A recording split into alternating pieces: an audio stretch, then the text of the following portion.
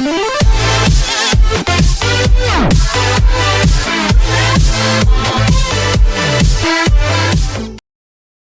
the Jaguars could steal an AFC bye from the Patriots. The Jacksonville Jaguars, a franchise consigned for the past decade to perennial irrelevance, have suddenly become a major factor in the NFL's hierarchy. On Sunday, they clinched a winning season with a resounding victory over the Seattle Seahawks. Only catastrophic incompetence could prevent their first playoff appearances since 2007. By next week, the Jaguars could have the inside track on the New England Patriots for a playoff bye. The Jaguars, rubbing elbows with and maybe even passing the Patriots? The Jaguars? Just look at the standings. When the Patriots lost Monday night, the easy reaction was to consider how it impacted the Pittsburgh Steelers' path to a top seed. Really, the more meaningful effect was how it brought the Jaguars into play for a playoff bye. If the Patriots lose in Pittsburgh and the Jaguars win at home against the reeling Texans this coming weekend, they would both stand 10-4. The Jaguars would be 9-2 in AFC games, while the Patriots would be 7-3. It's possible the Jaguars will be in position to land a bye after this week and control their own destiny to hold it. The Patriots are favored and have owned Pittsburgh in recent years, but the possibility of the Jaguars stealing a number 2 seed from New England is legitimate. NFL Power Rankings, Week 14, Steelers jump past Patriots and into the top spot. The Jaguars would not have a large hurdle to cross the rest of the way, either. They finish with games at the 49ers and at the Titans, 2 games they likely would be favored to win, even if the 49ers have improved massively with Jimmy Garoppolo under center.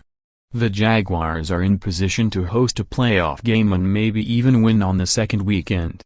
It is remarkable, on its face, that the Jaguars can be reasonably counted upon to win future games. They have built their season behind a defense that might be the league's best. When they added defensive tackle Calais Campbell and cornerback A.J. Bye to a unit loaded with recent top draft picks, they created a monster.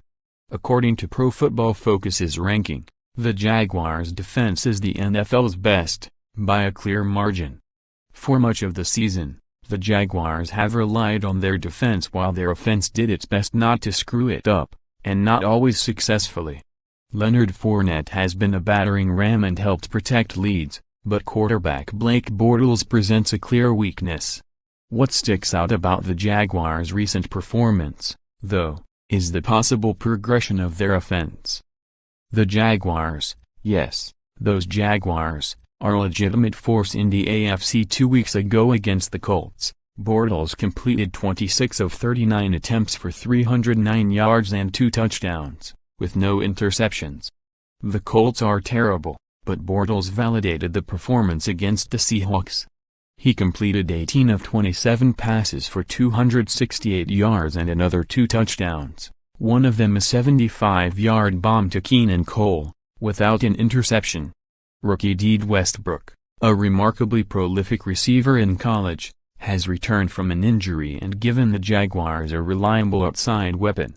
Sunday, he caught 4 passes for 81 yards and a touchdown. There's a still better chance that Bortles will cost the Jaguars a game in the playoffs than be primarily responsible for winning one. But for the past 2 weeks, at least, he has turned the Jaguars' offense into a passable passing unit. It's still the first year playing in this system, Bortles said Sunday. I think that gets forgotten a lot of the time. Guys week by week are starting to become more comfortable with it, more confident in it, kind of going out there and playing free rather than thinking. Under Doug Marrone, in his first full season as Jacksonville's coach, the Jaguars have been one of the AFC's best teams, and are still improving in December. After Sunday's game, Marrone reminded his players they still had more work ahead. Most seasons in Jacksonville, it would be meaningless. Now the Jaguars have a lot to play for, more than most people probably realize. Jerry Jones will have his say on Roger Goodell's contract situation to fellow owners, Mark Maske reports. After their spat over Deflategate, Robert Kraft and Goodell quickly went back to playing nice. It'll be interesting to see how long Jones holds a grudge, and what the ramifications will be. Mike Tomlin is embracing and amplifying the hype for Patriots Steelers, Jeremy Fowler writes. It would be better if more NFL coaches were like Tomlin. Kick returner extraordinaire Devin Hester officially retired. Matt Bonesteel reviews the unique Hall of Fame case for a unique player. Tommy Curran has a great look at what went wrong for the Patriots on Monday night. Maybe the most interesting insight is how the Dolphins used a bunch formations to test New England's defensive communication, as opponents did to devastating effect early in the season.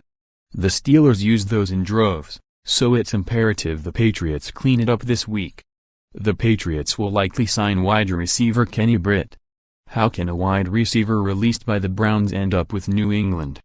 Bill Belichick has long had an affinity for Rutgers players coached in college by Greg Schiano, and Britt adds to the long list.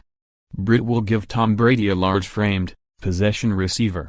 More on the NFL, the 5 fantasy football moves you must make for Week 15. NFL Network suspends Marshall Faulk, Ike Taylor, Heath Evans over sexual harassment claims. The NFL's biggest breakout players in 2017 agent, Redskins safety Zoe Cravens cleared to resume football activities. Steelers officially end Ryan Shazier's season after scary